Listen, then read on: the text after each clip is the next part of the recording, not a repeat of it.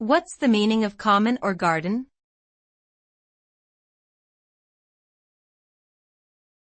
Common or garden?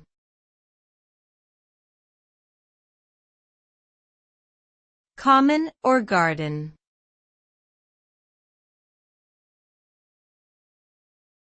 Common or garden?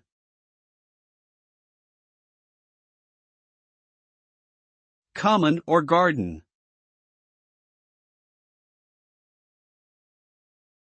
Common or garden is a phrase used to describe something that is ordinary, plain, or unremarkable. It is often used to emphasize the lack of special qualities or features of a particular thing or person. The term comes from the idea that a common or garden plant or item is one that is commonly found in gardens or in everyday life. It can be applied to a wide range of things, from household items to people's personalities.